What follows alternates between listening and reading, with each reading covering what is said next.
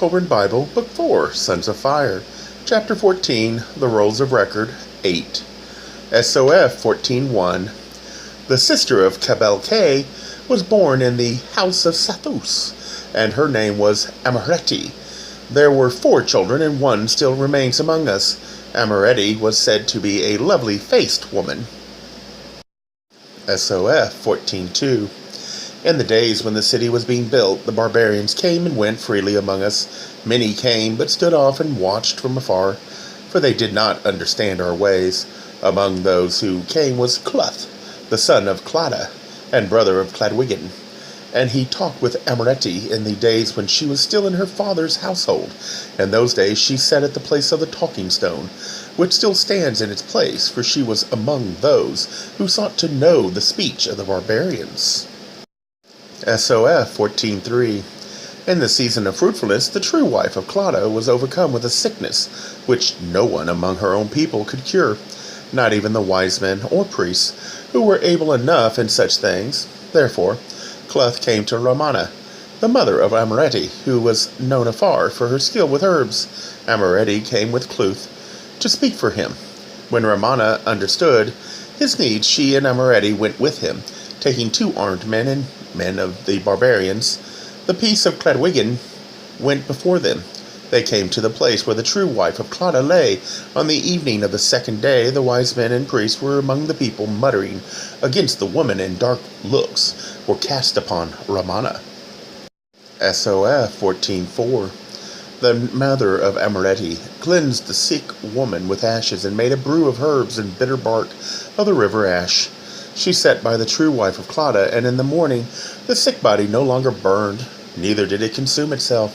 When the priests of the barbarians heard about it, they declared it was not a thing of goodness, but something brought about by evil arts. They told people a devil was loosed among them, whose trailing vapors they saw going among the huts. When darkness came that night, there were loud cries among the barbarians, for many were seized with weakness and vomiting, but this was something brought about by the priest and not by the devil. SOF 14:5. Among the barbarians, the priests were held in high regard, and so the true wife of Claudia sought to appease them. She called the highest of the priests to her and asked what should be done to make the evil depart and leave the people in peace. The priest told her that if the 2 foreign women were sent away, their evil and the devil would depart with them. He asked her to let her own people treat her after their own manner. He told her that the things which cured sickness in another race would not cure sickness in theirs. The true wife of Claudia, seeking to avoid strife and being already half cured, said it would be done as he wished. SOF 14:6. So Amareti and her mother departed together with their servants and the armed men who accompanied them. On the night after they left, the true wife of Claudia died with vomit stopping in the throat. Then the priests made their voices heard among the barbarians and told them to behold the work of the devil which remained among them. They said it had not departed, nor would it leave until it was appeased. They spoke in such a manner that men of the barbarians set out in haste and came upon the women in Cluth, who with armed men were preparing to leave their camping place. When Cluth heard the words of the priest spoken by those who came, he was dismayed and knew not what to do. There was a man among those who came who spoke many words to Cluth, so that he was stirred up against our women, for Cluth was a barbarian, and their ways were his ways. Here some 350 words are missing. SOF 14:7. It resumes. Amareti turned her face towards Cluth and told him that by strength alone he had brought her to this distant place and its stronghold, that through his stubbornness her people had died and her mother had been wounded. She said that though the priests called for the sacrifice of her modesty after the customs of his people, she was already made sacred to a man of her own, and would rather die than be degraded. She asked him what would be his pleasure, and would it not be even less than that given by a woman with a price, who would at any rate be willing to please. What a small pleasure that is, set against the pleasure women can really give. Indistinct, then several lines missing. Cluth stood apart with his arms, part missing. The priest prepared the cage, and Amareti was fetched. Some words missing. Stood by with dignified modesty. Her mother set apart from the image. Large part missing here. SOF 14:8. It begins again. Away Cloth lay against the bole of the tree, and when they fetched her to him, he raised himself up. He hardly stood, for he was bloodied and weak. Amoretti told him that never had woman beheld a braver man, though a foolish one. Down at the wet water's edge lay Cabalque, and the men who had cut the lashings of the structure laved his wounds. SOF 14:9.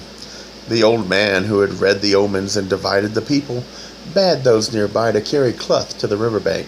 When they came nearby, Cabalque had disappeared into the thickets of the forest. The men of Calcleth remained on the other side. SOF 14:10.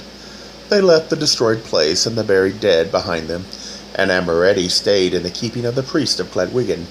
In this manner they came to the place where Cladwiggan and his warriors were assembled to meet the enemy. They were received joyfully, but there was sorrow for Cabalque, whose cunning had carried the day. They feared for him, thinking he had been taken by the Wictas. SOF 14:11. Cloth was slain in the battle with the Wictas, and the men of Broad Knives at the crossing of the river, now called by the barbarians Clothradrodwin. SOF 14:12. Cabalque was not taken, though he was sorely wounded. His face was torn from the blows of the spiked club, so that flesh hung loosely down. He was twisted, for his shoulder was broken when the logs fell upon him, so he remained hidden within the forest, the companion of beasts, for his appearance caused men to shudder. SOF 14:13.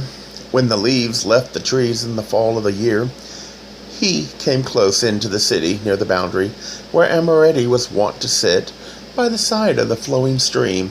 In the winter he was clothed with skins and moved hardly. SOF 14:14. At the time of the midwinter feast of the barbarians, the people of the city met them on common ground beyond the city and before the forest. Fires were lit, and there was feasting and revelry. Gifts were exchanged between the people of the city and the barbarians. There was an image. Part of this is missing. SOF 14:15. Amoretti was sorrowful because of this, and withdrew into some bushes close by the stream. With her were the two hounds. The hounds smelled out Cabalque, for he had come close, being drawn by the warmth and cheerfulness at the place of feasting. They leaped upon him gladly, for they knew him. Cabalque sought to escape back into the forest, but Amoretti caught him by the hand. She looked at him and fell on his neck with tears. She covered him with her cloak of coney fur, and when her two attendants came, they carried him to a shelter placed close by the stream. Some 5 paragraphs are missing here. SOF 14:16. It goes on. The most skillful with herbs among them, in the spring of the year, they returned as husband and wife, and were welcomed with a great feast. They remained within the house of Cabalque. SOF 14:17. The fortress of Cloth was built up again by Cabalque, according to his promise, and the sons of Cloth live there in these days. It stands on high ground, rising out of the waters, surrounded by a high wall of logs.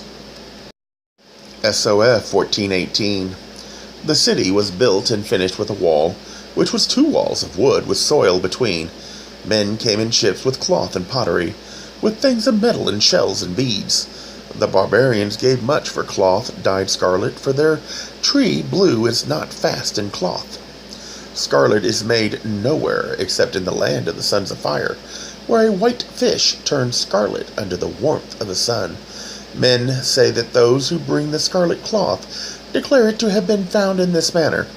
A man was out hunting with his dog, and while they walked along the strand, the dog caught a fish which it carried to its master. In its mouth the man saw a scarlet stain on the dog's mouth, and wiped it away with a piece of linen.